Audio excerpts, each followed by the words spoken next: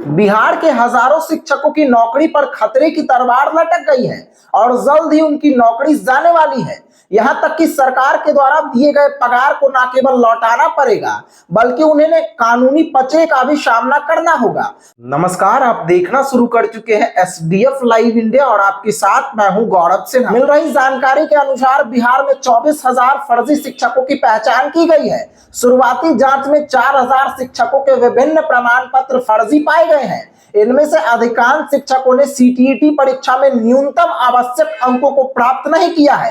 हालांकि ऐसे शिक्षकों द्वारा नौकरी बचाए रखने के लिए तमाम तरह के तिगड़म लगाए जाने लगे हैं। ऐसे शिक्षक अपनी नौकरी किस तरह बचा पाते हैं, यह तो देखने वाली बात होगी। लेकिन कहा जा रहा है कि शिक्षक भर्ती में बड़े पैमाने पर धांधली का मामला सामने आने के बाद से कई तरह के सवाल उठ रहे हैं। हाल ही में हुई जांच के दौरान लगभग 4,000 शिक्षकों के प्रमाण पत्र फर्जी पाए गए हैं। इनमें से अधिकांश शिक्षकों के सीटीईटी के अंक निर्धारित मानदंड से काफी कम पाए गए हैं। लगभग 80% शिक्षकों के सीटीईटी में 60% से भी कम अंक हैं। इसके अलावा 20% शिक्षकों ने दिव्यांगता, जाति, निवास और खेल कोटे आदि के लिए फर्जी प्रमाण पत्रों का इस्तेमाल किया है। सक्षमता परीक्षा पास अभ्यर्थियों की काउंसलिंग के दौरान भी बड़े पैमाने पर धांधली पाई गई है। पहले चरण की काउंसलिंग में ही 96 शिक्षकों की मार्कशीट फर्जी पाए गए, जिनके खिलाफ कार्रवाई की जा चुकी है। 1 अगस्त से 13 सितंबर तक हुई काउंसलिंग में 1,87,000 अभ्यर्थियों ने भाग लिया था। इस दौरान 42,000 शिक्षकों की काउंसलिंग नहीं हो पाई और 3,000 से अधिक शिक्षक अनुपस्थित रहे।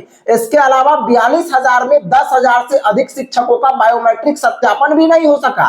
जिन अभ्यर्थियों की काउंसलिंग नहीं हो पाई है, उन्हें छठ पर्व के बाद फिर से काउंसलिंग का मौका दिया जाएगा। यदि इस बार के जांच में भी उनके प्रमाण पत्रों के बारे में कोई सही जानकारी नहीं मिलती है तो उन्हें बर्खास्त कर दिया जाएगा और उनके खिलाफ कानूनी कार्रवाई की जाएगी। बात अगर सीतामढ़ी की करें तो जिले में चल रही शिक्षकों की नियुक्ति जांच में कई चौंकाने वाले तथ्य सामने आए हैं। जिले में फर्जी पाए गए 7 नियोजित शिक्षकों के खिलाफ जालसाजी, साक्ष्य छिपाने, अन्य गंभीर धोखाधड़ी के आरोप में मुकदमा दर्ज किया गया है। बताया जा रहा है कि इन शिक्षकों की शैक्षणिक योग्यता संबंधी दस्तावेजों में गंभीर खामियां मिली है। संदेह के आधार पर जिला शिक्षा पदाधिकारी ने उन्हें असली दस्तावेज जमा करने का निर्देश दिया था, लेकिन बार बार नोटिस देने के बावजूद भी ऐसे शिक्षक इन दस्तावेजों को जमा करने में असफल रहे। शिक्षा विभाग द्वारा कराई गई गहन जांच में पाया गया कि इनमें से अधिकांश शिक्षकों के मार्कशीट, जाति प्रमाण पत्र और निवास प्रमाण पत्र फर्जी थे। इतना ही नहीं, कुछ शिक्षकों के सक्षमता परीक्षा उत्तीर्ण करने के दावे भी संदिग्ध पाए गए। सक्षमता परीक्षा उत्तीर्ण करने वाले हजारों शिक्षकों की काउंसलिंग के दौरान भी कई शिक्षकों के दस्तावेजों में गड़बड़ी मिली है। ऐसे में शिक्षा विभाग संबंधित विश्वविद्यालय से इन शिक्षकों के शैक्षणिक रिकॉर्ड की जांच करवा रहा है। इन शिक्षकों द्वारा दिए गए अनुभव प्रमाण पत्रों की भी सत्यता की जांच की जा रही है। इधर माध्यमिक शिक्षा निदेशक योगेंद्र सिंह का कहना है कि राज्य में 40,000 से अधिक शिक्षकों की काउंसलिंग अभी बाकी है। इन शिक्षकों की काउंसलिंग नवंबर में होने की संभावना है। उन्होंने यह भी कहा कि शिक्षकों के स्थानांतरण के समय उनकी सभी शैक्षणिक योग्यता, संबंधित दस्तावेजों, फोटो, निवास और जाति प्रमाण पत्रों का बायोमेट्रिक ऑथेंटिकेशन आधारित आधार कार्ड से मिलान किया जाएगा।